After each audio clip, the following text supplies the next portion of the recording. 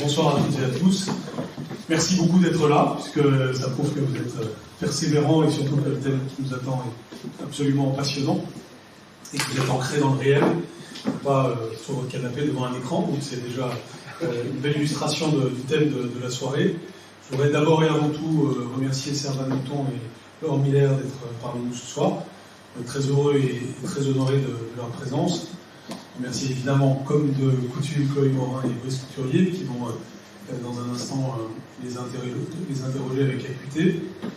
Je voudrais simplement, non seulement les remercier, mais aussi les féliciter, puisque dans les deux cas, elles font avancer un sujet qui est essentiel, qui est celui de notre rapport aux écrans. On va évidemment bénéficier de leur lumière, mais à mes yeux, il me semble que c'est une sorte de changement de civilisation que nous avons eu avec l'apparition d'Internet d'une part, qui a changé notre rapport à l'information, mais aussi des écrans qui ont changé tout simplement notre vie quotidienne, si on regarde tout simplement le temps que nous passons sur ce sujet. Elles vont en parler de façon savante, mais aussi de façon concrète, puisque notamment Laure Miller a un projet de loi, une proposition de loi qui est très notée sur cette question.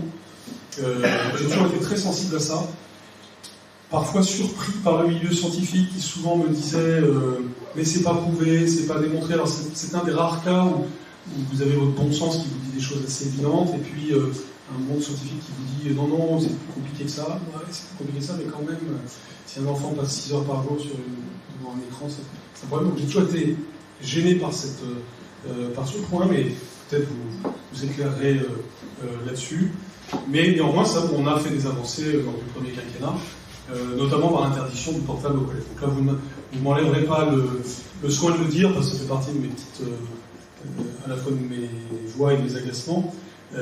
En 2018, on a encouragé par loi l'interdiction du téléphone portable au collège. Ça a été une très grande avancée, puisque la plupart des collèges l'ont réellement mis en œuvre. On peut toujours trouver des exceptions, mais il y a vraiment eu un avant et un après en la matière, et tous les collèges ont témoigné de ça. Donc ça, c'est la joie.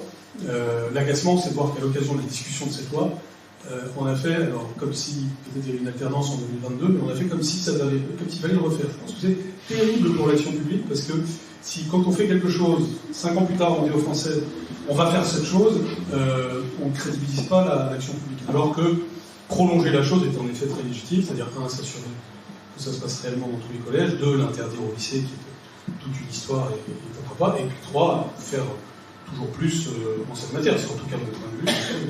Il est fait pour être discuté, mais je crois que vous êtes toutes les deux porteuses d'une vision un peu exigeante de la question, à la fois fondée et exigeante. Donc votre contribution est absolument décisive à ce débat public de la plus haute importance. Le laboratoire de la République, c'est s'interroger sur la res publica, l'intérêt général, c'est-à-dire l'agora, donc le débat comme ce soir, mais aussi ce qui se passe pour de vrai dans la vie. Nous avons besoin incontestablement de réancrer nos enfants, de réancrer même l'ensemble de la société dans le réel, faute de quoi nous aurons un monde totalement virtuel et surtout très vulnérable, non seulement aux mensonges, mais aussi aux manipulations. Donc, pour toutes ces raisons, je vous laisse avec grand plaisir la parole. Je vous remercie encore de nouveau et bravo pour ce que vous avez déjà commencé. Merci.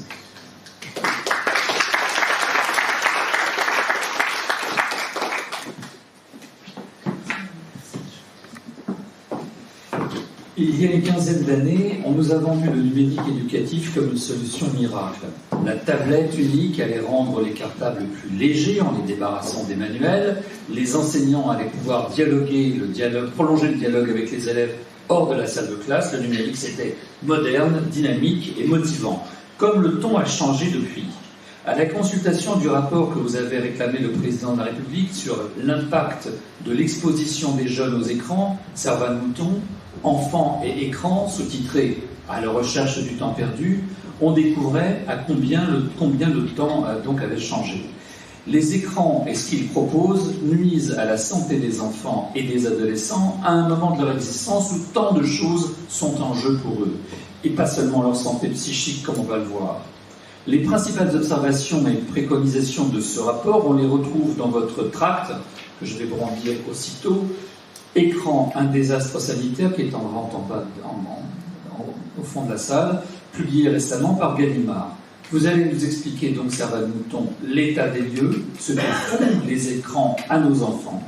Et pour vous présenter brièvement, je dirais simplement que vous êtes médecin, neurologue et neurophysiologiste. Mais je laisse à Chloé Morin le soin de présenter Laure Miller.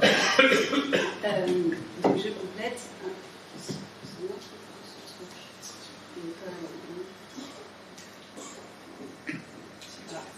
Là, ça marche? Non.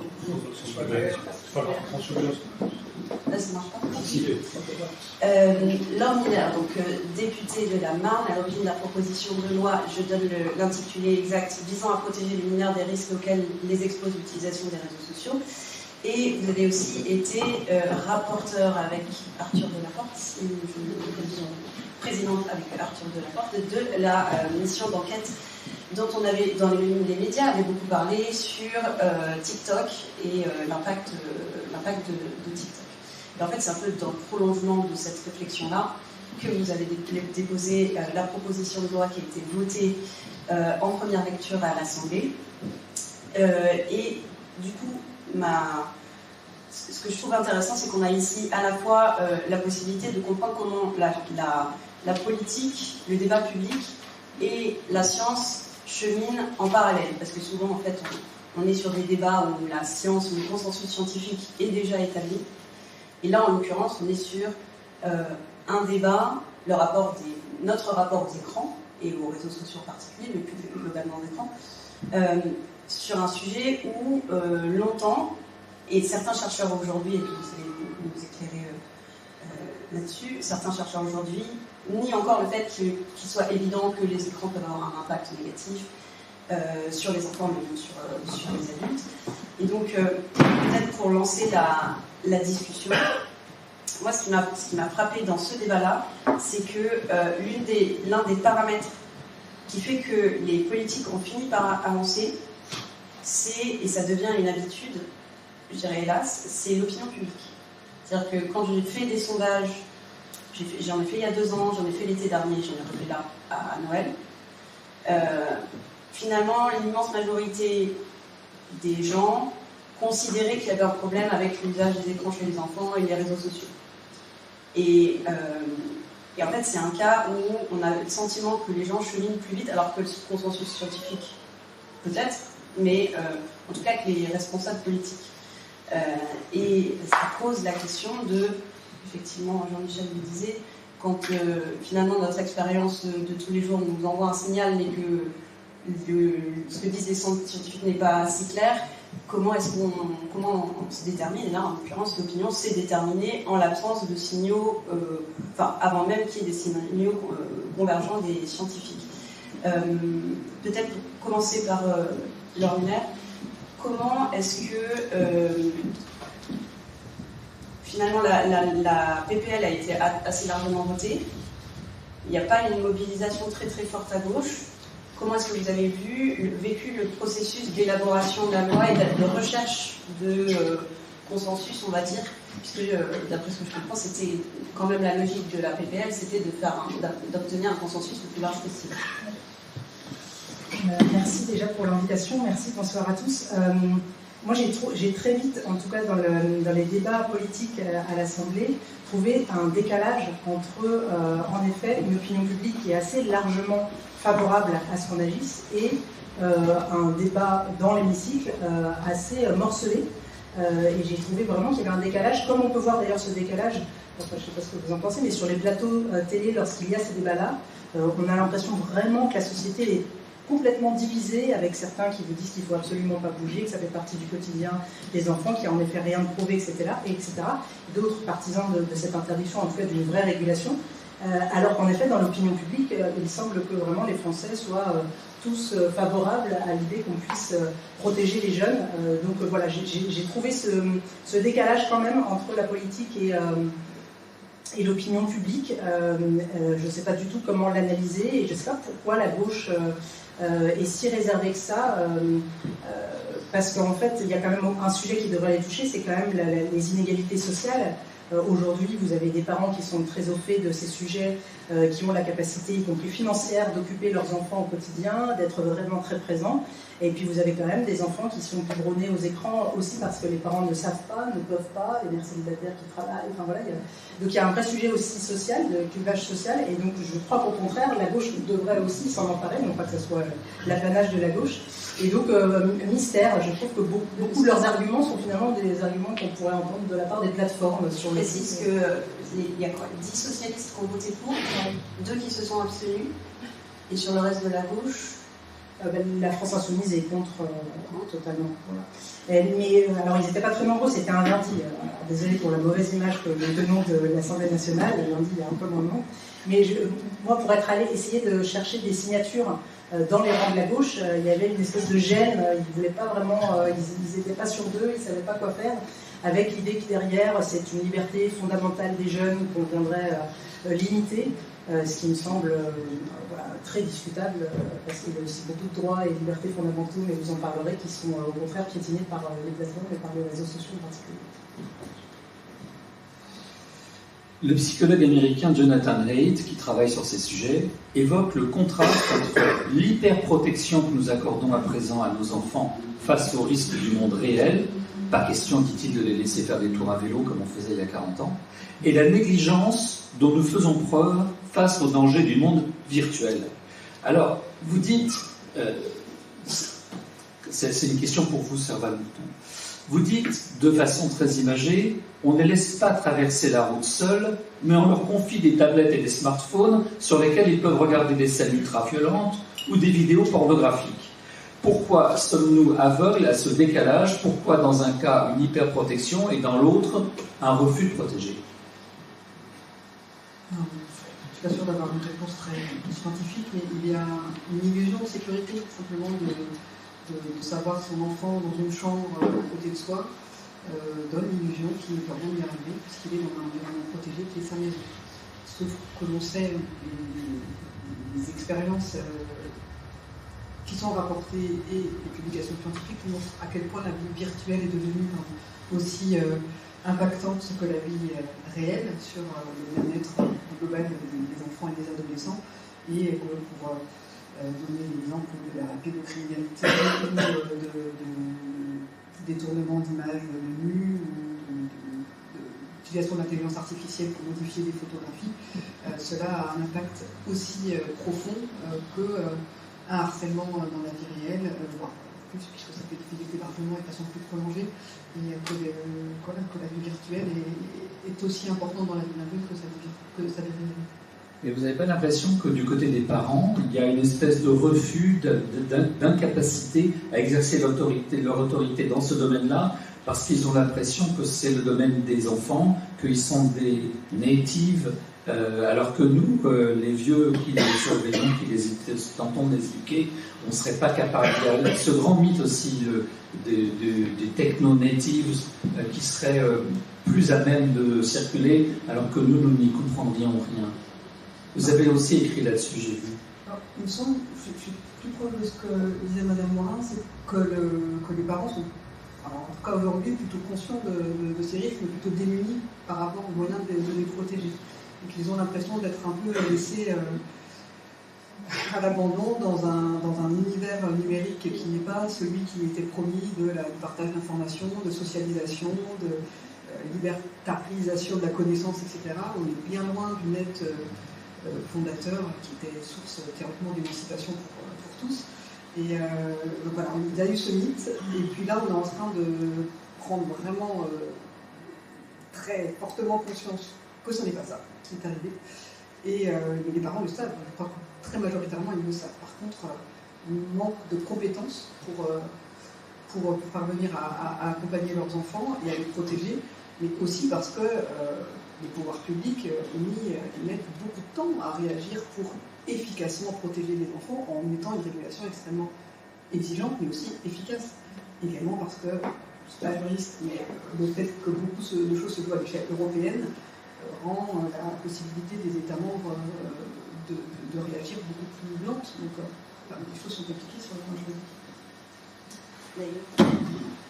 Peut-être une question pour toutes les deux, mais c'est le cœur du débat, c'est, on entend beaucoup, il ne faut pas interdire parce que c'est contre-productif, ça sera contourné, ou il ne faut pas interdire parce que de toute façon, c'est la responsabilité des parents, ou il ne faut pas interdire parce que on priverait les enfants d'un certain nombre d'opportunités, de socialisation, etc.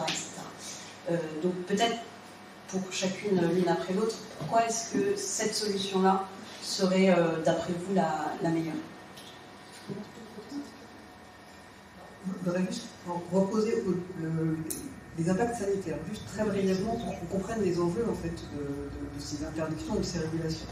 C'est que on voit souvent, notamment dans les médias, et on a vu beaucoup ces dernières années, dire il y a contenu et contenu, écran, écran, voilà, il y a le bon écran et le mauvais écran.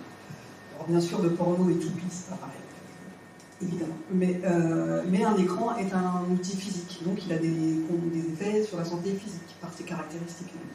Donc il a des effets sur le sommeil, la richesse en bleu de la lumière émise par les écrans perturbe le rythme veille-sommeil, retard l'endormissement, donc cette dette chronique de sommeil compromet la santé globale, donc on pourrait détailler, mais globalement la santé est compromise sur le plan somatique, et chez les plus jeunes ça compromet les capacités attentionnelles le lendemain et la mémorisation de ce qui a été théoriquement appris dans la journée. Et la myopie aussi. Le deuxième effet, c'est sur la vision, en effet. Les activités sur écran, maintenant, on peut le dire après, avec les données scientifiques, sont un des facteurs de risque de myopie, par la richesse en bleu et la pauvreté en bleu de la lumière émise par les écrans, par la sursollicitation de vision de près, les livres, et aussi par la diminution du temps passé à la lumière naturelle au profit de la lumière artificielle. Donc, ils sont un facteur de risque de myopie. Et enfin, les activités sur écran sont des activités sédentaires, et les activités sédentaires sont des facteurs de risque cardiovasculaire, donc à moyen long terme compromettent la santé aussi métabolique, favorisant le surpoids, l'obésité, le diabète et favorisant AVC, infarctus du myocarde, la maladie des artères des jambes. Donc la santé physique est compromise avant même qu'on ait parlé du contenu. Et ensuite, il y a le contenu avec de façon massive, et je vais venir à l'occasion de la nécessité, enfin, on a dit, dans le cas d'intérêt d'une régulation stricte, y compris passant par l'interdiction s'il le faut, c'est que quand on parle de liberté, de quelle liberté parle-t-on devant des plateformes qui utilisent l'économie de l'attention pour nous maintenir en ligne et nous faire revenir le plus souvent et le plus longtemps possible. Sommes-nous vraiment libres en fait de nos actions en ligne? C'est la question. Or, les mécanismes neurophysiologiques qui sous-tendent l'économie de l'attention sont de mieux en mieux compris et connus. Les développeurs utilisent ces connaissances pour avoir le plus d'impact et de performance en déploiement de leurs applications. Et les phénomènes s'appuient sur le système de récompense, sur notre aversion aux punitions à perte, et également sur le chantage, le contournement de nos mécanismes d'autorégulation.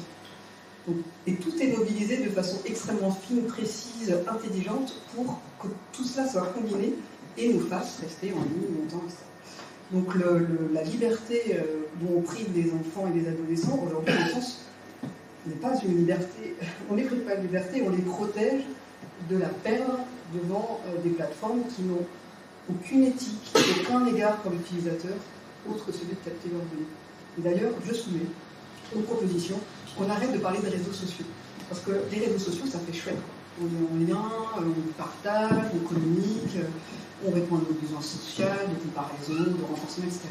Mais si on utilise le terme qui est utilisé par l'ARCOM dans toutes ses publications sur la protection des mineurs, il est beaucoup plus neutre, il englobe tous ces acteurs et ces très grandes plateformes en ligne, very large online platforms, et on s'en peut mettre dedans les réseaux sociaux, les jeux vidéo en ligne, les plateformes de contenu pornographique, les réseaux pédocriminels, enfin on peut tous les mettre dans le lot, puisque leur but est uniquement de capter nos données. Donc je propose un truc hyper sexy, grande plateforme en ligne de captation des données avisée de marchandisation sur le domaine de navigation à des fins publicitaires. Voilà. C'est un petit peu long, je vous laisse choisir un acronyme, mais en tout cas, les mots sont importants et je pense qu'ils faciliteraient une appréhension beaucoup plus objective et désaffectivée, en fait, de ce type de produits qui ne sont pas très sociaux. En effet, oui. Alors, je pense que l'interdiction ne fait rêver personne en soi. Moi, je ne suis pas engagée en politique pour porter une loi d'interdiction a priori, donc je pense que ça fait rêver personne. Le deuxième élément, c'est que je pense que évidemment qu'il y a une responsabilité des parents qui est indispensable, mais il me semble qu'à chaque fois que la puissance publique est intervenue et a prononcé et a mis dans le marbre une interdiction, c'est parce qu'il y avait des enjeux qui étaient très forts, notamment de santé publique. Lorsqu'on a interdit la vente de l'alcool ou de la cigarette, c'est parce qu'il y avait un enjeu qui était très fort et qu'on allait au-delà de ce que peuvent faire les parents, en effet, chacun dans leur famille. Et donc je pense qu'on est à cette échelle-là aujourd'hui sur la question, en tout cas, des réseaux sociaux. Et en plus, même plus fondamentalement, est-ce que, comme vous l'avez dit, on a d'un côté des enfants qui, en effet, sont addicts. Alors, je sais bien qu'on ne peut pas dire que c'est une addiction parce qu'au sens de l'OMS, on ne peut pas dire, mais en tout cas qui sont dépendants de ces plateformes, de ces grandes plateformes en ligne. On a des parents qui, en effet, rajoutent du temps ou interdisent en permanence et qui sont dans le conflit avec leurs jeunes. Et de l'autre, dans ce rapport de force, on a des grandes plateformes qui, en effet, disposent de moyens, y compris financiers, gigantesques, de neurologues, de spécialistes qui ont conçu finalement ces plateformes pour nous rendre complètement dépendants. Est-ce que vraiment c'est un rapport de force satisfaisant et est-ce qu'on veut vraiment de cette vie-là au quotidien pour les familles, d'être sans cesse obligés de batailler avec des jeunes qui de toute façon ont une envie irrépressible de retourner sur leurs réseaux sociaux? Je ne crois pas. Et donc il me semble que cette interdiction, elle pose une règle dans la société qui n'existe pas aujourd'hui. Elle sera sans doute pas parfaite, elle sera peut-être et sans aucun doute contournée par les jeunes, mais aujourd'hui il n'y a rien. Et je pense qu'il il faut cette règle, puisque c'est pas voté, il faut cette règle pour donner une espèce de repère aussi, que ce soit aux jeunes eux-mêmes, pour dire que c'est pas anodin les réseaux sociaux, aux parents qui pourront utiliser, en tout cas il y en a qui me le disent, je sais pas si, mais qui pourront utiliser cette règle en disant, ben voilà, la loi dit quelque chose, c'est pas anodin, les réseaux sociaux avant un certain âge, c'est pas possible, c'est pas pour toi, et donc ça pourra quand même être un outil pour les parents. Par ailleurs, un enfant, il me semble, je suis pas spécialiste, mais qui contourner une règle, c'est pas pareil que agir parce qu'il n'y a pas de règle. Je pense que même dans la conscience de l'enfant, si demain les enfants contournent, ils sauront quand même qu'ils sont en train de faire quelque chose qui n'est pas ce qui est préconisé et qui n'est pas ce qui est dans la loi. Et puis par ailleurs, l'interdiction était, et c'est ce qu'on disait sur le droit de l'Union européenne, aujourd'hui c'est le seul moyen de reprendre, entre guillemets, un peu le contrôle en droit national, puisque en effet la régulation de ces grandes plateformes, elle dépend de l'Union européenne. Il y a le DSA qui a été mis en place par Thierry Breton et qui est déjà une réglementation énorme, on partait de rien, et qui met les plateformes sur le papier face à leurs responsabilités, sauf qu'on voit bien que il n'est pas vraiment pleinement appliqué. Aujourd'hui, les plateformes, elles ne respectent pas le DSA si on lit les articles, notamment ceux qui concernent la protection des mineurs en ligne. Et donc, qu'est-ce qu'on fait nous? Est-ce qu'on attend que la Commission européenne fasse des enquêtes, que ces enquêtes aboutissent, que peut-être ils aient des sanctions financières, mais qu'en fait, ils aient provisionné ça, donc ça... Voilà. Est-ce qu'on attend ça ou est-ce qu'on se dit cette interdiction c'est aussi le moyen de faire quelque chose, de reprendre un peu le contrôle à la fois sur la vie de nos jeunes mais aussi face à ces plateformes qui aujourd'hui font ce qu'elles veulent. Et donc je pense que ça a quand même un certain nombre de vertus. En tout cas, on est tous de toute façon au même niveau. Là, l'Australie l'a fait, nous on va le faire, d'autres pays européens veulent emboîter le pas. Il faut aussi accepter l'idée qu'en fait on navigue un peu à vue, qu'on ne sait pas bien où on va, mais qu'en tout cas si on ne fait rien, c'est sûr qu'on se retrouve dans 10 ans avec une situation pire pour nos enfants. Il y a quelque chose qu'on veut faire en tous les cas, c'est ce qu'ont fait plusieurs mères de famille dans plusieurs pays en ce moment, c'est d'attaquer certains réseaux sociaux en justice. Notamment en ce moment, il y a des mères aux États-Unis qui attaquent TikTok en leur reprochant d'avoir poussé leurs filles à l'automutilation ou à l'anorexie ou au suicide. Est-ce que c'est pas une voie à explorer? Parce que si la justice américaine leur donne une satisfaction, c'est plusieurs centaines de millions d'amendes que vont payer ces réseaux sociaux à plusieurs mères de famille qui peuvent prouver qu'effectivement c'est sur les réseaux sociaux que leurs enfants ont appris à s'automutiler, où on fait des concours de maigreur jusqu'à l'anorexie. Est-ce que ça ne serait pas aussi une solution de remettre la balle dans le public pour qu'ils réagissent parallèlement ou conjointement avec les pouvoirs publics? Parfaitement, je suis d'accord. On a d'ailleurs aussi une action en justice avec le collectif Algos Victima en France Je pense que tout est bon pour, voilà, en effet, que la responsabilité pèse vraiment sur les plateformes, et pour aussi, je pense qu'il y a deux manières quand même de les affaiblir. C'est à la fois la façon financière de le faire, des amendes qui soient suffisamment fortes pour qu'elles changent leur modèle, et le deuxième élément, c'est agir sur leur image, en fait. Aujourd'hui, il y a finalement assez peu de gens qui sont conscients de ce qu'il y a, de la modération extrêmement insatisfaisante et problématique sur ces plateformes-là. Plus on le fera savoir, et plus en effet on les mettra face à la réalité qu'il y a sur leur plateforme, plus peut-être elles se diront qu'en effet si elles ne changent pas, les gens vont peut-être, alors je suis un peu idéaliste, mais ne plus aller sur ces plateformes. En tout cas, je pense que c'est une bonne chose, et ça montre que aussi la justice est là pour engager des responsabilités. Le politique est dans l'action, la justice est là pour voilà, faire la part des choses sur qui est responsable. La justice française, elle est capable elle a des lois qui lui permettraient de punir les... C'est le vrai sujet, là. L'action en justice, c'est pénal, hein, c'est pour une non-assistance à personne en danger notamment, et les moyens qu'on a donnés à ces jeunes filles, parce que c'est des jeunes filles principalement, de se suicider. Donc je pense qu'on en a les moyens. Il y a aussi des actions, vous avez vu qu'il y a eu une perquisition chez X, et puis que Elon Musk va peut-être venir, d'être auditionné, c'est une audition libre. Il y a quand même des limites européennes quand même.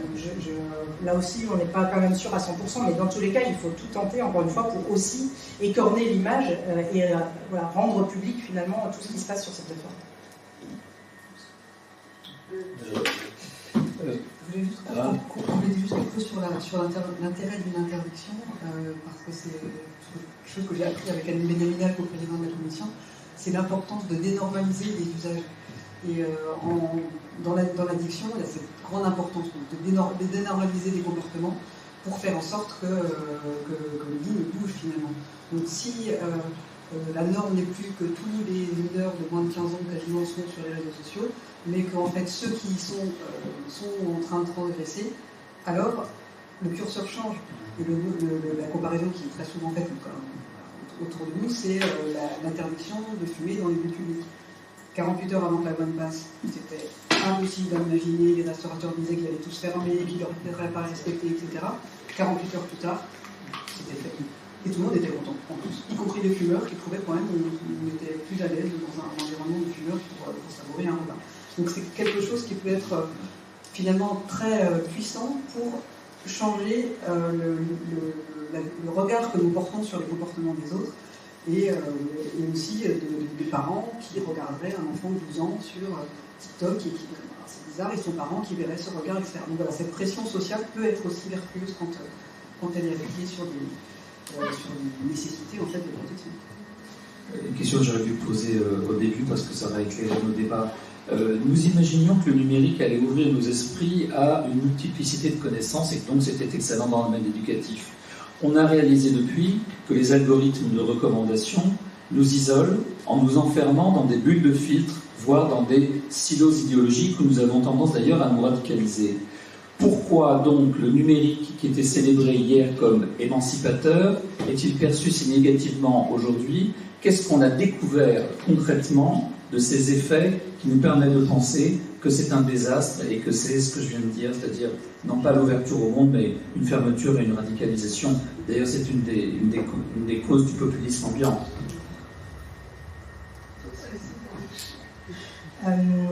Alors, je pense qu'il ne faut pas, vous parliez du numérique, il ne faut pas mettre tout le numérique n'est pas sans doute à diaboliser. On peut encore, Dieu merci, avoir accès à des sites d'information qui sont complets et qui sont fiables. Mais en effet, la question des réseaux sociaux est à poser, et tout le monde, en effet, doit bien comprendre maintenant comment ils fonctionnent. Ils ont beaucoup évolué. C'est vrai que j'ai connu Facebook quand c'est né. On pouvait retrouver des amis d'enfance, des cousins, et puis c'était juste une connexion, un dialogue interpersonnel avec les gens qu'on choisissait avec qui on choisissait de se connecter. Donc aujourd'hui, ça n'a plus rien à voir. Les choses ont muté, et aujourd'hui, ils ont, en tout cas c'est ce qu'on a vu avec la commission d'enquête, un design qui est extrêmement addictif, c'est-à-dire ces vidéos qui sont sur le plein écran et qui défilent à l'infini. Tout ça, en effet, est complètement différent de ce qu'on a pu connaître au tout début des réseaux sociaux, entre guillemets, réseaux sociaux. ça, en soi, ça pose un vrai sujet. Enfin, regarder des vidéos on peut passer d'un petit chat à un extrait de match de foot à une vidéo de radicalisation. Enfin, quel cerveau, en fait, on peut se demander quel cerveau peut réussir à assimiler tout ça pendant des heures et des heures, à passer d'un sujet à un autre en quelques secondes. Enfin, c'est quand même assez infernal. Ils ne disent pas exactement comment ils ont conçu leurs algorithmes, mais on sait qu'ils sont extrêmement redoutables. S'agissant de TikTok en plus, il est encore plus enfermant que les autres, puisque finalement ils arrivent toutes les 3-4 secondes à comprendre quelque chose en fonction de notre comportement, du fait qu'on zappe ou qu'on reste un petit peu plus jusqu'à la fin d'une vidéo, à savoir ce qu'on pense, ce qu'ils pensent qu'on aime. En fonction de quelle vidéo on va regarder plus ou moins longtemps. Et donc, en effet, ils sont extrêmement enfermants parce qu'ils vont considérer très vite quels sont vos centres d'intérêt et ensuite ils ne vont vous donner finalement que ce que vous voulez. S'ajoute à cela le fait qu'ils ont très bien compris que ce qui nous mobilise et ce qui nous fait rester sur les plateformes, ce sont davantage les émotions négatives que positives. Les vidéos de petits chats, ça va 5 minutes, mais après, voilà, on ne reste pas 3 heures. En revanche, des vidéos qui vont mobiliser nos sentiments de la colère, voilà, de l'incompréhension, des choses qui vont nous déranger, ça va nous faire rester plus longtemps. D'où le fait, en effet, que ça polarise énormément les débats et la société, parce que ce ne sont que des vidéos qui sont radicales, quoi. Et donc, on va très vite être enfermé dans un monde qu'on estime être le même monde que celui de son voisin, alors qu'en réalité, on a des réalités parallèles les uns avec les autres, parce qu'on n'a pas le même fil de vidéos qui circulent sur nos téléphones. Donc oui, aujourd'hui, c'est très enfermant, et ça pose un vrai sujet, même au-delà des jeunes, je pense démocratique, sur le débat. Si vous pensez qu'on passe tous, pas nous, mais 3, 4, 5 heures de vidéos, et que ces vidéos sont en effet des opinions extrêmement radicales, avec aussi beaucoup de fake news, évidemment que ça change aussi notre façon d'aborder, de penser le débat public. Donc ça va même au-delà des jeunes. Là, le sujet nous concerne les jeunes, mais c'est beaucoup plus large. Sur le strict plan scientifique, quel serait l'âge idéal jusqu'auquel on devrait ne pas accéder aux réseaux sociaux ou même aux écrans? Parce que 15 ans, c'est quand même un truc un peu arbitre. Enfin, voilà, c'est un truc. D'ailleurs, d'autres pays disent 16 ans. Bon, première question. Et j'avais une autre question sur. Ah oui, on l'a un tout petit peu évoqué au début, mais ça paraît. C'est assez central. Ce que disent beaucoup de parents aujourd'hui, c'est oui, ok. Donc on va leur interdire les réseaux sociaux, mais on est obligé d'avoir Pronote et je ne sais quel autre truc à l'école. Donc il y a en fait des signaux très contradictoires qui ont été envoyés par l'éducation nationale dans ce domaine-là. Est-ce que la prochaine étape, c'est pas d'avoir des consignes claires et cohérentes au niveau de l'éducation nationale? Et derrière, est-ce que finalement l'IA ne devrait pas être traitée comme les réseaux sociaux en termes de protection des enfants? Alors, pour les bornes d'âge, de toute façon, elles sont forcément un peu arbitraires. Mais si on considère les enjeux de santé physique, simplement, et la vulnérabilité des enfants, qui est d'autant plus importante qu'ils sont plus jeunes, avec une période de vulnérabilité plus importante dans les 3 premières années, et même jusqu'à 6, et ensuite l'adolescence, qui sont des périodes charnières, mais en les 6-11 ne sont pas non plus totalement robustes à toute perturbation de leur environnement. Alors, il faudrait beaucoup de temps pour répondre très précisément, mais globalement, ce qu'on essaie de porter parce qu'on porte avec des collègues soignants et chercheurs, c'est que les activités sur écran ne conviennent pas aux enfants de moins de 6 ans, notamment du point de vue visuel et donc effet sur le sommeil et sur la vision. Également, même dans les apprentissages, parce qu'ils ne répondent pas à leurs besoins d'exploration d'un environnement qui est en fait en 3 dimensions théoriquement et qui fait appel à tous leurs sens, alors qu'un écran, c'est 2 dimensions, c'est un seul toucher, c'est uniquement du visuel et parfois un petit peu d'auditif, il n'y a pas d'interaction affective et adaptée, quand bien même du contenu personnalisé, ce n'est pas la même chose que d'avoir le regard d'un adulte bienveillant qui va ajuster ses conseils et ses remarques à l'enfant qui est à côté de lui. Donc voilà, pas avant 6 ans, y compris pour les activités pédagogiques. Ensuite, pour revenir sur la question des réseaux sociaux, mais sur la question de l'outil numérique personnel, alors, dans les travaux de la commission, on avait écrit pas de smartphone, en tout cas pas de téléphone avec connexion Internet avant l'âge de 13 ans, et ensuite, OK à 13 ans, sans accès aux réseaux sociaux, et ensuite, à partir de 15 ans, aux réseaux sociaux, mais éthiques. Ce qui pose la question bien sûr du réseau social, éthique. Donc en fait aujourd'hui ils ne sont pas utilisés, ils ne sont pas éthiques. Donc en réalité quand on dit interdiction des réseaux sociaux avant 15 ans, c'est une version très light, une interdiction qui devrait être celle de tous les réseaux sociaux existants, y compris pour les adultes, puisque bien sûr les jeunes sont plus vulnérables parce que leur cerveau n'est pas mûr, et ils sont en train de construire leur santé, c'est d'autant plus important de les en préserver. Mais il faut bien sûr voir que s'ils y passent autant de temps, et parfois dès un très jeune âge, c'est aussi parce que leurs parents sont englués dans cette économie de l'attention, et qu'eux-mêmes ils passent un temps considérable de 3, 4, 5, 6, 7 heures par jour, temps pendant lequel ils ne sont d'autant pas disponibles pour leurs enfants, etc. Plus le rôle du modèle pour les enfants qui en fait un écran qui fait écran dans les relations et dans la communication dans les familles. Donc, voilà, le smartphone, on aurait tendance à dire plutôt pas avant 15 aujourd'hui, et encore une fois, pour aussi s'adapter à une norme sociétale, parce que si on voulait être extrêmement cohérent, on dirait même pas avant 18, en disant qu'ils donnent accès à des contenus inappropriés pour nous, potentiellement addictifs aussi, que ce soit des jeux vidéo en ligne ou des réseaux sociaux, et qu'on a du mal à mettre en place des outils extrêmement efficaces pour les préserver. Mais sur les 6 et 15, voilà, c'est déjà des trucs. Et pour l'IA, il me semble, alors pour le coup, je parle pour moi, mais il me semble qu'on joue aux apprentis sorciers comme on a joué aux apprentis sorciers avec cette grande plateforme en ligne, avec une technologie, une innovation technologique qui est extrêmement puissante, dont on n'a pas évalué les effets ni délétères ni bénéfiques à moyen et long terme, ni tous les enjeux en termes sociétaux, mais environnementaux, et qu'on est en train de déployer extrêmement largement pour les applications professionnelles, mais aussi privées, plus ou moins nécessaires, sans aucune précaution. Peut-être que c'est le moment de donner la parole à la salle. Je signale qu'il faut aller vite. Non, mais je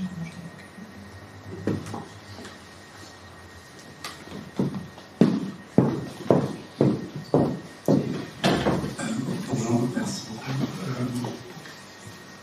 J'ai une question pour vous, Madame Liston, sur est-ce qu'il y a eu des études épidémiologiques pour donner des résultats macroscopiques de ces effets, en tout cas essayer de les identifier en termes de troubles de l'attention, voire de troubles de l'apprentissage. Est-ce que ça a été démontré par des études en monde?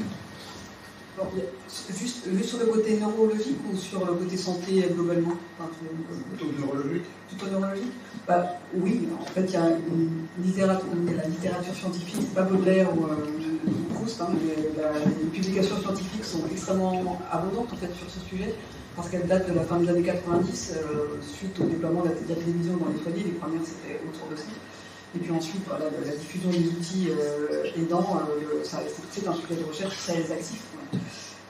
Donc ce qui ressort, c'est un petit peu ce que je vous ai dit et qui arrive à cette préconisation de pas avant 16 ans, c'est aussi que ce soit les études épidémiologiques ou les études d'intervention, et qui sont cohérentes avec les observations de terrain des soignants ou des pédagogues, enfin des éducateurs qui voient arriver des enfants en maternelle surtout, des activités, l'exposition aux écrans chez les enfants de moins de 3 ans perturbe l'acquisition du langage, des capacités attentionnelles et des capacités socio-relationnelles.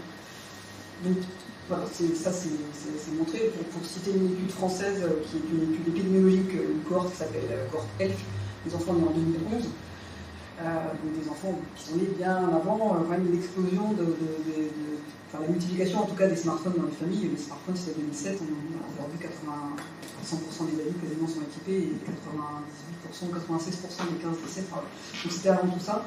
Et déjà les temps d'écran étaient quand même élevés, puisque les gens en ligne ils étaient autour de 1 heure par jour, et ensuite les 3-5 c'était autour d'1h20, et puis les 5-10 c'est 1h30, 2 heures, ça dépend après des études.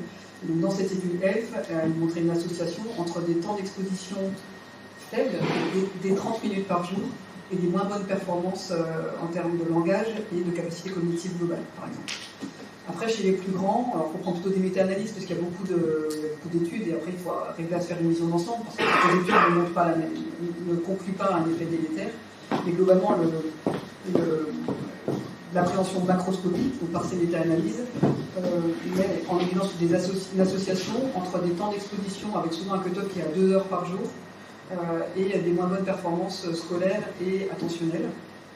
Et puis la dernière étude que je voudrais citer là, parce qu'elle est récente, elle est française, Cocorico, c'est une belle étude qui a été coordonnée par Nicolas Huertel, qui est un psychiatre parisien, sur les réseaux sociaux et la santé mentale, les syndromes dépressifs, avec un outil, l'intelligence artificielle, un truc de micro-simulation en mettant beaucoup de paramètres qui sont des facteurs favorisant aussi la dépression, comme l'obésité, le manque de sommeil, les contextes de vulnérabilité sociale, enfin, il y a beaucoup de choses qui sont prises en considération, et qui met en évidence que l'exposition aux réseaux sociaux est associée à une augmentation de plus 4% du risque de syndrome dépressif, ce qui est, entre guillemets, faible, mais ce qui est aussi significatif à l'échelle collective, d'autant que, après, ils ont fait des simulations pour voir ce que donnerait une limitation du temps de réseaux sociaux à 1 heure par jour, ou de remplacer une heure de réseaux sociaux, une demi-heure de réseaux sociaux par une demi-heure d'activité physique, etc. Et ça avait un effet bénéfique sur la santé mentale, sur l'organisation, et également, ça peut être un élément qui convainc les politiques d'agir sur des épargnes financières, de santé publique, avec des coûts, je ne suis pas bonne avec les chiffres dont on parle d'euros, mais c'était en milliards, c'était 3 ou 4 milliards d'euros d'épargne quand on limitait à ces temps-là. Sachant qu'une heure par jour, c'est la minute, ils sont plutôt à 4-5 heures, entre 2 et 5 selon les ados. Donc il y a une littérature qui ne cesse de s'alourdir en fait avec les années.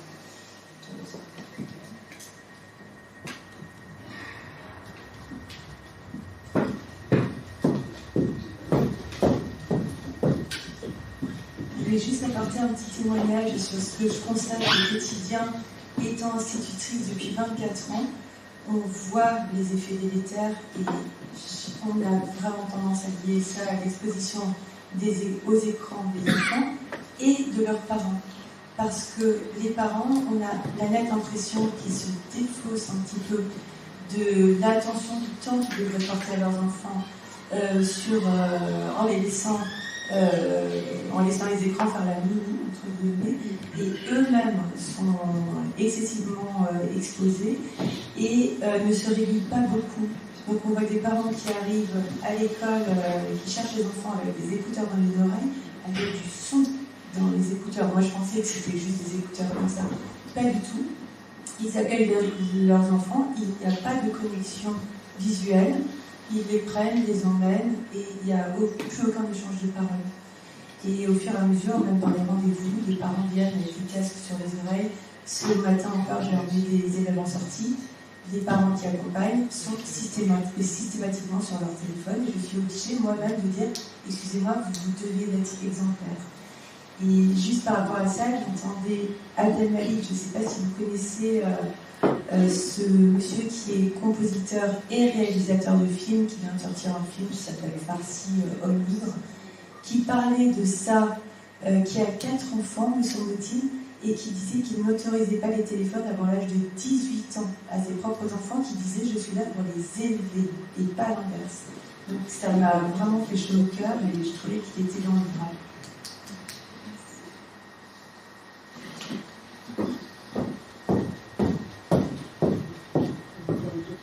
Bonsoir. Alors moi j'ai un petit témoignage puis une question piège, donc je commence par le témoignage.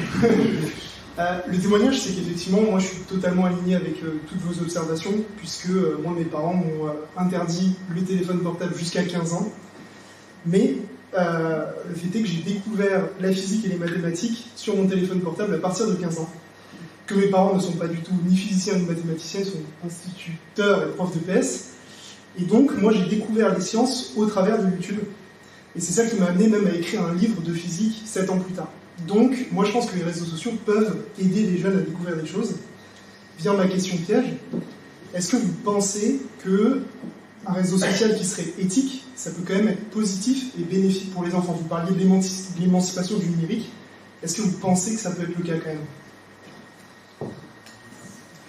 On sera deux à répondre, mais en tout cas, on peut se faire un micro comme ça.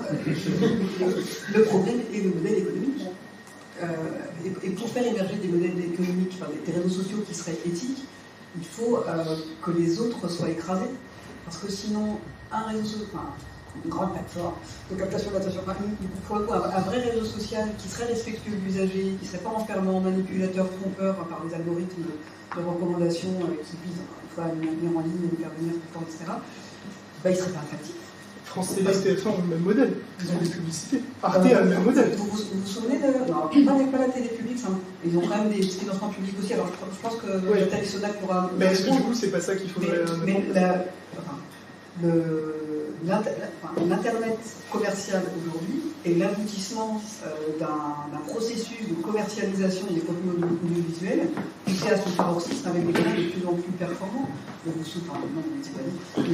La phrase de Patrick Lelay qui disait « on vend du temps de cerveau disponible », c'était déjà ça, bien sûr c'était déjà ça. Et là, c'est avec un... Donc on peut dire que c'était pareil. Il y avait, encore une fois, je rappelle que les premières études qui montraient des effets délétères de l'exposition d'écran, c'était sur la télé, c'était pas sur les smartphones, il y avait déjà ça.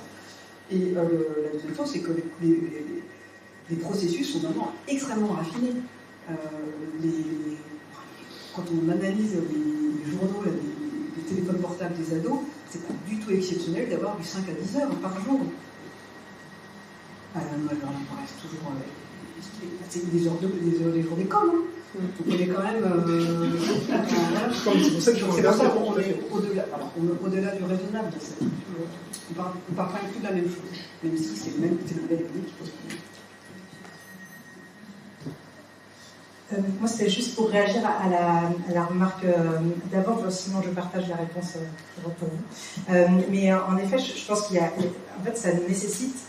Là, on se focalise sur les jeunes, mais il faut une remise en question, en effet, assez globale, y compris sur nos vies.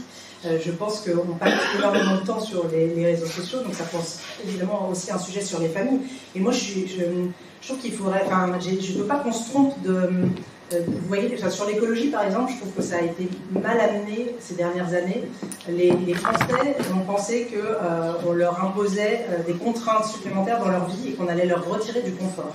Et du coup, aujourd'hui, un discours écologique est quand même compliqué à poser dans notre débat public. Et je ne voudrais pas qu'on se trompe non plus de façon de poser le sujet. Là, en effet, peut-être qu'on s'est trompé en parlant d'interdiction, mais de fait, c'est une interdiction. Mais en fait, l'idée, c'est quand même aussi de retrouver une forme de liberté qu'on a perdue. Je veux dire, quand on passe des heures et des heures là-dessus, sur notre téléphone, c'est aussi de la liberté qu'on perd sur autre chose. Qu'est-ce qu'on faisait avant pour les réseaux sociaux? Et moi, je suis frappée du fait que je vais souvent dans des écoles dans ma circonscription.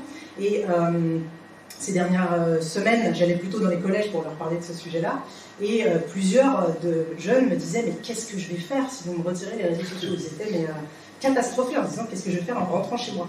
Et à contrario, quand je vais dans des écoles, et j'y suis allée il y a 2 semaines dans une école de CM1, je leur disais « mais qu'est-ce que vous faites quand vous rentrez chez vous après l'école ?» Ils avaient une dizaine d'activités à me citer assez spontanément, entre des activités extérieures, le sport, la télévision, on a le droit de regarder un dessin animé en rentrant chez soi, c'est ces choses qui se font, le Lego, enfin ils avaient plein d'activités. Et je me dis, en 3 ans de temps, en passant du CM1, CM2 où ils n'ont pas de smartphone, au collège, ils ne savent plus ce qu'ils peuvent faire si on leur retire le téléphone. Et je trouve ça dramatique. Et en fait, on leur rendrait quelque chose de formidable, c'est-à-dire continuer à...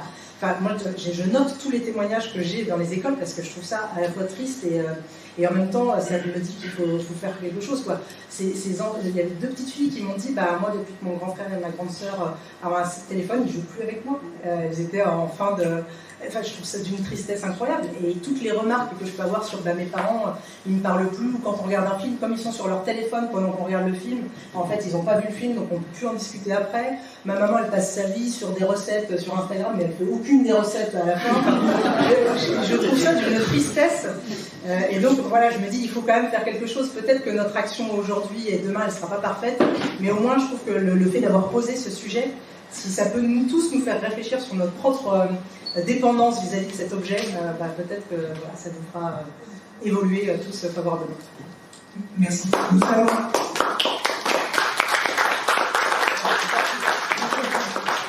Nous allons continuer les questions-réponses, mais on va remercier et libérer Laure Miller qui a une explication sérieuse pour nous quitter. Est invité à l'Élysée. Donc on va la remercier et la libérer et continuer avec sa radio.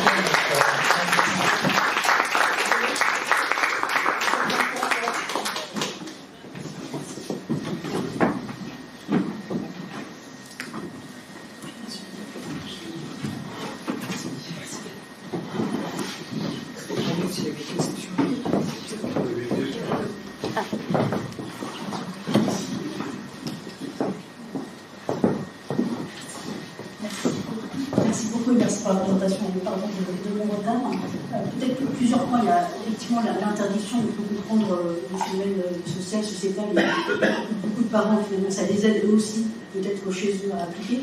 Néanmoins, l'interdiction, si on regarde la dernière étude qui a été faite par l'ARCOM sur la pratique des plus jeunes des réseaux sociaux, ce qu'ils en font, comment ils socialisent, comment ils échangent, l'âge moyen c'était 14 ans. Or, sur Facebook, et ça c'est un truc de vieux, mais sur TikTok ou sur Instagram, c'est déjà interdit au moins de 13 ans. Or, on n'applique pas la règle. Donc, on voit bien que c'est déjà contourné. Donc, ce qui se passe en Australie, c'est des modèles, c'est important, hein, c'est aussi important de se dire c'est l'idéal vers lequel on va tendre, mais en vrai, on sait qu'on ne va pas l'atteindre. Donc, quels sont les moyens, peut-être, c'est un peu plus le regard, mais ce qui a aidé aussi Servan, sur les moyens on va mettre en œuvre. Par exemple, il y a la Online Safety Kids Act qui était au Royaume-Uni et qui doit se dire la même chose en anglais avec une interversion de kids online aux États-Unis, qui sont des décrets où là, qui nous semblent un peu plus applicatifs, où on dit par exemple le scrolling, c'est interdit. L'obligation d'avoir un contrôle parental extrêmement facile à installer, c'est possible aussi. Donc ça serait quand même une première vague. Et qu'est-ce que tu penses aussi du fait que aujourd'hui la question de la parentalité numérique est vraiment posée. Il y a les enfants qui ont une difficulté, qui rencontrent des difficultés, mais clairement les parents sont en grande difficulté, en vrai désarroi. Cette espèce d'étendard, nous on avait lancé au COP du CLEME, mais j'imagine que le laboratoire me suit également là-dessus, sur justement la création d'un Conseil national d'éducation aux médias et à l'information qui embarquerait justement à la fois les institutionnels, je pense à l'ARCOM, à la CNIL, à Vigilum, qui embarquerait à la fois l'ensemble des associations qui sur les terrains font un travail quand même assez formidable, mais c'est un peu chacun dans son coin, parsemé, on ne sait pas qui fait quoi, et il n'y a pas du tout de globalité là-dedans, et évidemment dans lequel on embarquerait les parents, c'est-à-dire l'idée de ne pas lâcher non plus la question de l'éducation aux médias, à l'information et à la citoyenneté numérique du plus jeune âge, hein, comme je l'avais déjà dit, de la crèche à l'EHPAD, parce qu'il ne faut pas lâcher. C'est-à-dire que moi je crains que derrière l'étendard super, on interdit les réseaux sociaux. Bon, ben, une fois qu'on a fait ça, en vrai, on ne s'est pas attaqué au modèle économique, on ne s'est pas attaqué au potentiel fonctionnalité d'interdiction, et on ne s'est pas attaqué à ce quand même une grande cause qui devrait être une grande cause nationale, qui est celle de l'éducation, c'est-à-dire comment j'apprends, comment je me développe, comment j'utilise le numérique. Il n'y a pas simplement le réseau social, il y a l'apprentissage de tous ces outils. Vous le disiez sur YouTube, moi, mes enfants ont fait exactement la même chose, je continue de le faire, j'apprends énormément. Donc c'est très facile finalement de pointer du doigt, c'est pas si facile que ça, mais de pointer du doigt et de ne pas apprendre à faire. Alors aujourd'hui, je ne vois pas comment on ne peut pas ne pas apprendre à faire avec ces outils. Je suis censée répondre à une question avant. Qui est très intelligent. Il tous mes neurones. Alors, je reste persuadée que de la vertu d'interdiction. En effet, aujourd'hui, les réseaux sociaux sont, dans leur condition générale d'utilisation, interdits au moins de 13 ans, ou alors avec un accord parental à partir de 15. Ça repose sur une déclaration, et donc sans vérification de l'âge. Mais qui est au courant? Ni la plupart des adolescents, ni la plupart des parents. Ou alors un milieu dans lequel on évolue, où les gens sont déjà très informés. Mais voilà. Ensuite, oui, la moyenne d'âge est peut-être de 14 ans, mais 50% des moins de 11 ans, mais je crois que c'est 70% maintenant, des moins de 11 ans se sont inscrits sur les réseaux sociaux avant l'âge de 11 ans, avec un âge qui diminue avec les années. Il y a quand même un vrai enjeu de faire passer ce message que ces applications ne conviennent pas avant un certain âge. Ensuite, il y a la question de la vérification de l'âge, qui pose des problèmes aussi démocratiques et de protection de l'univers, enfin, protection de l'anonymat en ligne. Alors, il y a une mallette européenne, numérique mallette, qui devrait sortir dans un an ou deux avec un cahier des charges pour être opérationnel. Il y a déjà des outils aujourd'hui qui sont appliqués, en tout cas qui ont été imposés aux plateformes de porno, et aussi aux jeux d'argent et de hasard. Les jeux d'argent et de hasard, c'est juste une pièce d'identité, ils sont interdits moins de 18 ans et on considère que tant pis, il n'y a pas d'anonymat. Le porno, je crois que c'est ça aussi. Et pour les autres, théoriquement, il y a déjà des outils de double anonymat. Il y a un tiers de confiance à définir qui fait un tampon entre l'usager et la plateforme sur laquelle on veut aller et qui délivre en fait un certificat anonymisé attestant de la fuite. Ça fait partie des outils qui peuvent être déployés et je crois, mais c'est peut-être des bêtises, je pense que c'était la CNIL qui avait dit que ce serait OK de les utiliser en attendant mieux voilà, pour mettre en œuvre des mesures de protection. Mais une fois qu'on a dit interdiction, je suis complètement d'accord avec toi, ça n'empêche pas de devoir éduquer et de devoir informer, bien sûr. Mais là, on parle que d'interdiction et on oppose, je trouve, dans les médias, l'interdiction versus éducation. Mais c'est, comme dirait notre président, c'est en même temps. Donc c'est les deux. Et bien sûr, il ne faut pas lâcher là-dessus parce que les enjeux de débat, les réseaux sociaux, c'est la circulation d'informations, c'est pour l'âge adulte. Enfin, voilà, ça n'est pas incompatible et c'est bien sûr en même temps. Je voudrais me rendre compte que je n'ai pas pour répéter, mais j'ai répondu dans les exemples, tant pis, il y a ce que je n'ai pas répondu tout à l'heure, au côté de la place dans l'éducation, dans ce côté nécessité d'avoir une réponse aussi coordonnée et de ne pas donner des injonctions contradictoires. Il y a vraiment cette question de la place du numérique dans l'éducation qui doit être reposée aujourd'hui, avec, on peut intervenir de temps en temps dans les écoles, la question c'est systématique, en tout cas la remarque c'est moi je veux bien, j'essaie de faire comme on m'a dit, je ne mets pas mes enfants devant les écrans, mais voilà, en 6e, il y a dû avoir Pronote, nous on n'a pas d'ordinateur à la maison, moi je rentre tard le soir, donc j'ai acheté un smartphone. Bon. Et puis après, quand il est à la maison et qu'il doit travailler, je passe mon ordi, mais alors il me dit qu'il travaille, mais en fait je sais qu'il va faire d'autres choses, jeux vidéo, réseaux sociaux, vidéo streaming, etc. Et je ne suis pas là tout le temps, voire je ne suis pas là du tout. Donc c'est un... Et quand on en discute, pas avec tous, mais avec beaucoup d'enseignants ou de personnes dans le milieu de l'éducation nationale, on nous dit, mais en fait, on leur demande de travailler, c'est pas pareil, c'est un type pédagogique. Et j'ai fait un ton d'arrêt, mais c'est le même type, en fait. Même, quand bien même vous avez des intentions qui sont louables, que l'outil a été conçu de façon intelligente et pédagogique, vous donnez l'application ou l'outil numérique, enfin pas l'outil numérique, mais bref, le contenu pédagogique, quand on est sur le même support. Et donc la tentation d'aller vers le récréatif est telle que les enfants et les adolescents n'y résisteront pas. Et clairement, le contournement des contrôles divers et variés qui peuvent être mis, je pense que c'est le défi des 10 premiers avec l'outil numérique qui sont fournis par l'établissement scolaire et avec des bons tutoriels sur YouTube. En général, ils sont extrêmement efficaces et ils arrivent très bien. Donc en fait, ça en fait des outils qui sont source de distraction, qui ont cet effet sur la santé physique, malgré tout, sommeil, évidemment, ça reste, même si c'est développé. J'imagine assez facilement, mais je ne crois pas qu'il y ait des études là-dessus qui soient sorties, que c'est une des sources d'aggravation des inégalités sociales, avec les familles très bien formées, très conscientes, qui vont accompagner les enfants à la maison, y compris dans l'accompagnement du travail scolaire sur l'écran, et puis ceux qui n'ont pas les compétences et qui ne vont pas pouvoir le faire. Donc il y a un groupe d'enseignants et pédagogues qui ont créé un collectif qui s'appelle Éducation numérique raisonnée, qui réfléchissent à la place du numérique dans l'éducation, qui ne remettent pas du tout en cause l'importance d'apprendre à servir de l'outil numérique, y compris toutes ses formes pour travailler, mais aussi des enjeux d'éducation média. Mais par contre, qui le réserverait, donc qui préconiserait de le réserver aux usages à l'école, encadrés par des enseignants formés dans des conditions définies, à des moments où l'enfant n'est pas seul avec son outil numérique, et que le travail à la maison continue à se faire sur papier, crayon, avec aussi le problème de l'hyperconnexion favorisé par Pronote et consorts, des de communication. Et c'est difficile c'est une discussion qui est difficile à avoir de façon dépassionnée à l'éducation nationale, parce que je pense qu'il y a eu des investissements très forts, financiers initialement, mais même presque affectifs, idéologiques, c'est pas le bon terme parce que ça fait un peu dogmatique, mais on y a cru quoi. On y a cru que ça allait être quelque chose, une révolution pédagogique.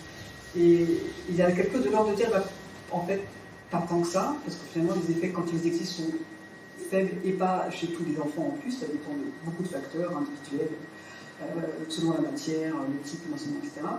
Et qu'en plus, on a des effets collatéraux qu'on n'avait pas appréhendés et qui sont là, avec lesquels il faut faire. Donc, il y a ce côté d'accepter que peut-être la voie qui a été prise il y a une vingtaine d'années n'était peut-être pas la bonne, et qu'il faudrait rectifier un peu, et c'est pas facile. On a du mal à discuter de ça. L'éducation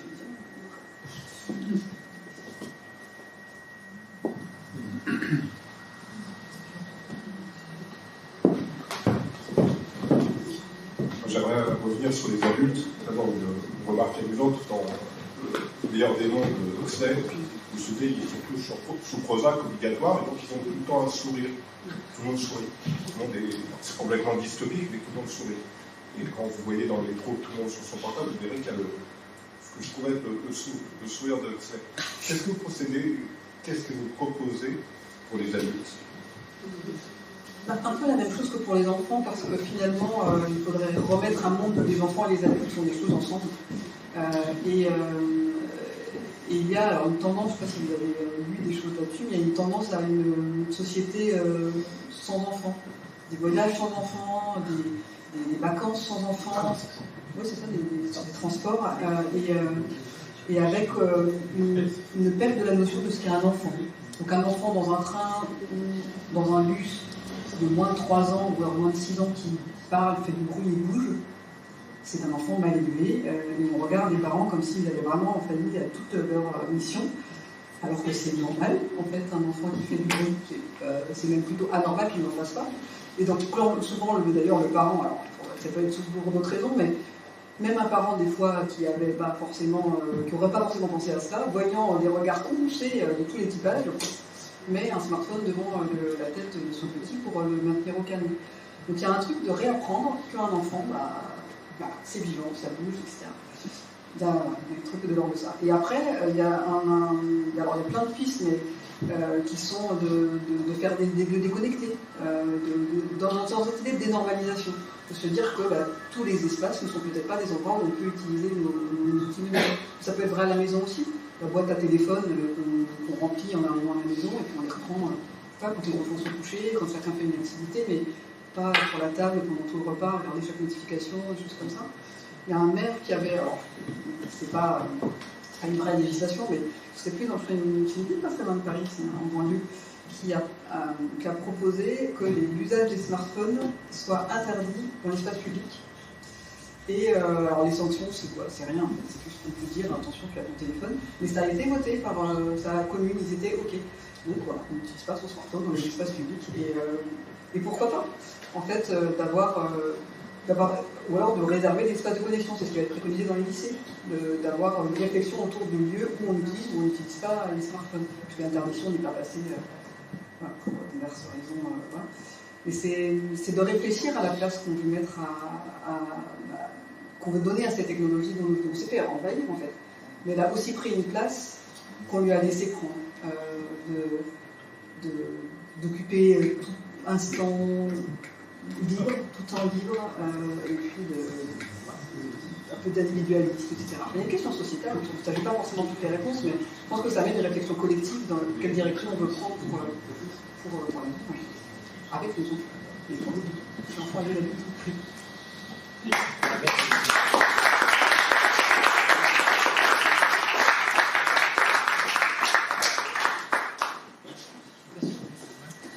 Merci beaucoup.